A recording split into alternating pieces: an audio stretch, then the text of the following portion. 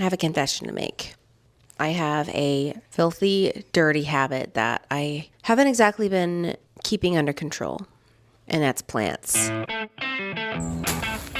I love them, and I think about them all the time. So I wanted to share with you how I, on a modest budget, can afford to do everything that I want to do in my garden. And I want to share some tips with you because I think everyone should be gardening no matter what budget you have. Even if you have no budget for gardening, you can put stuff in the ground and it will grow for you and it will make you happy. So here are my tips for you. First of all, where are you supposed to find free plants? People just don't give plants away. They absolutely do.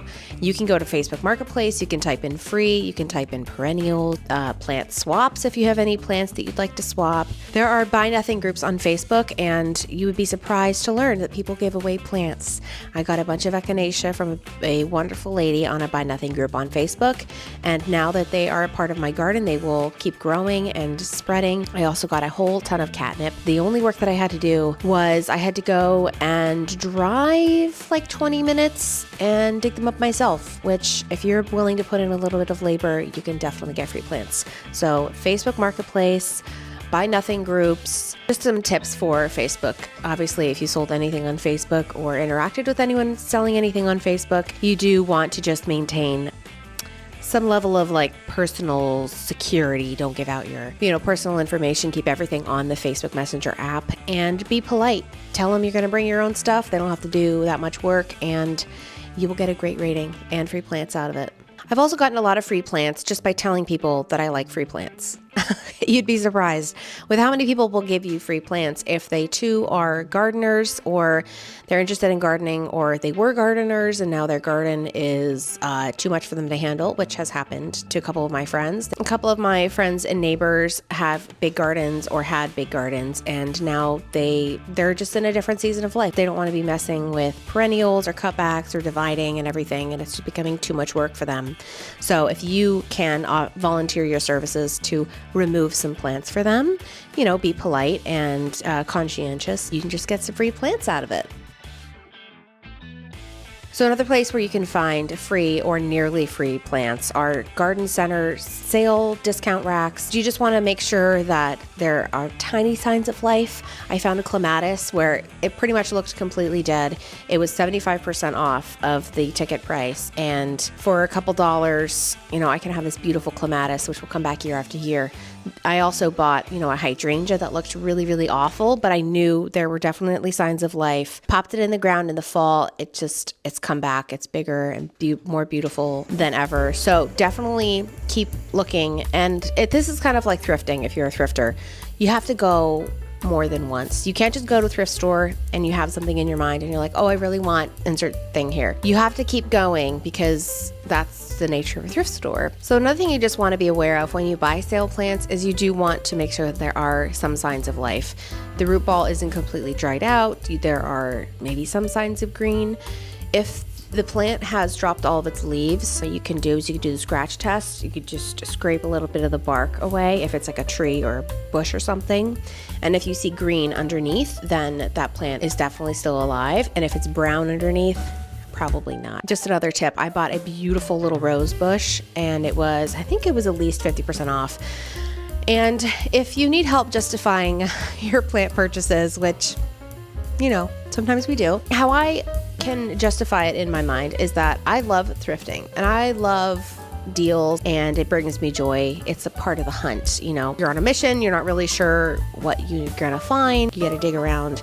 Plants are kind of like that too. I like to go to the sale rack especially because you never know what you're gonna find, and sometimes you can just happen upon something.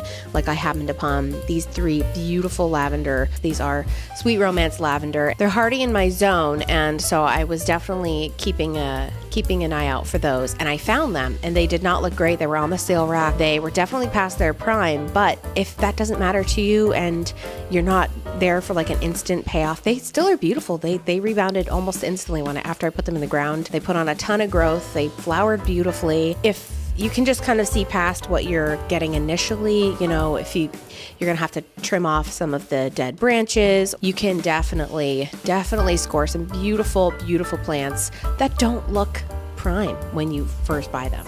This blooms in spring, summer, and fall. This is a great one. I think I'm going to pick up a couple of these. Even though it looks like it has some powdery mildew, but that's fine. I found some Walker's Low catnip. Found 3 of these.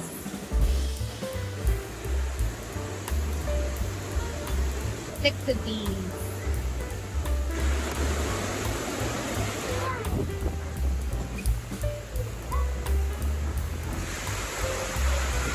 A lot of the sale rack items you can get for even cheaper than they have marked. So recently I got a whole bunch of Nepeta and Coreopsis. Once I took it to the register, I ended up getting even more than 50% off. So I think they were supposed to be around $4 because they were $8 individually. And then they were on the sale rack for 50% off. So it was supposed to be around, $4. I ended up getting them each for $2. So that is quite savings. Got 12 plants for like $26, a little bit over $26. So that is a great, great deal.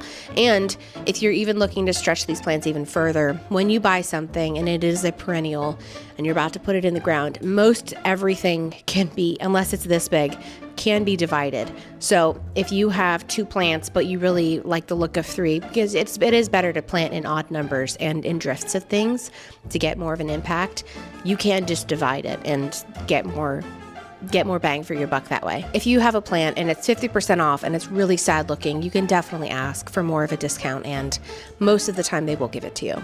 So the next thing I want to tell you that you should definitely be getting for free to help with your garden plans, your garden expansions, whatever you have in mind, is free mulch. There's a thing called chip drop. You can leave your address and put a picture of where you want the chips dropped. And when someone is in your area and they have chips to drop, wood chips are definitely something that are very easy to get for free. Whenever I hear the sound of a wood chipper, my ears perk up because I'm like, oh my gosh. So I went on Chip Drop and I left my address and I just wasn't getting any chips. I don't know if the companies around me hadn't checked Chip Drop. I saw a wood chipper right down the road from me and they were taking the trees and they had a wood chipper there. I ran over there and I said, I want those chips. And they said, okay. Absolutely, we can give you the chips. So, because it's going to cost them time when their truck gets full, they have to go dump it and maybe come back, or they have to pay to dump it. So you're saving them money and you're saving yourself a whole bunch of money. The only thing is that it is more labor. So instead of getting wood chips or mulch in, little bags that you can kind of plop around your garden, just rip them open and dump them, it does involve some hauling, but let's be real, we all need some more exercise. So it is a great form of exercise, the digging and the hauling. So I actually enjoy that part of it. Try to get wood chips for free, and the longer you can let them sit, the more that they will break down. Don't pay for mulch, okay?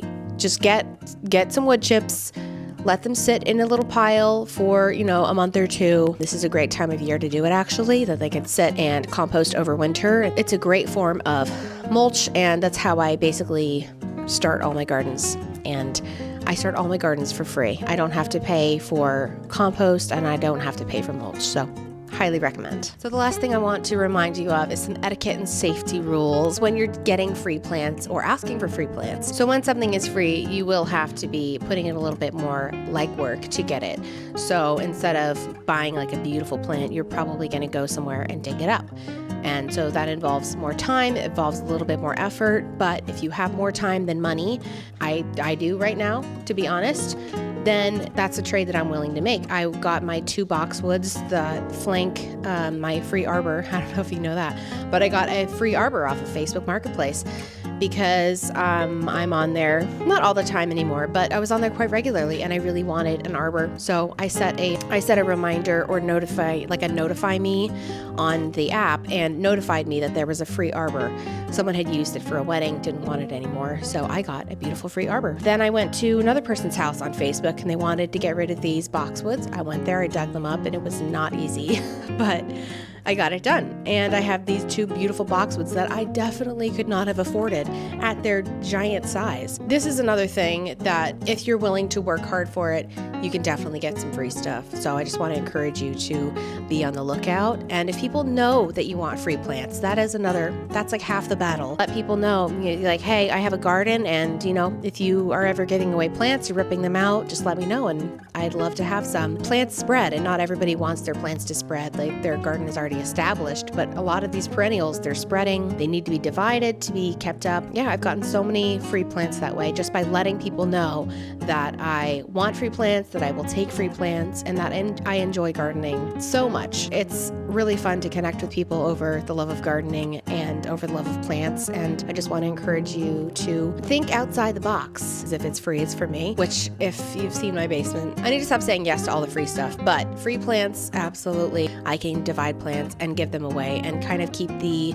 pay it forward with plants movement going. But I really hope you enjoyed today's video. If you did, please give it a like and subscribe, and I'll see you in the next one. Take care.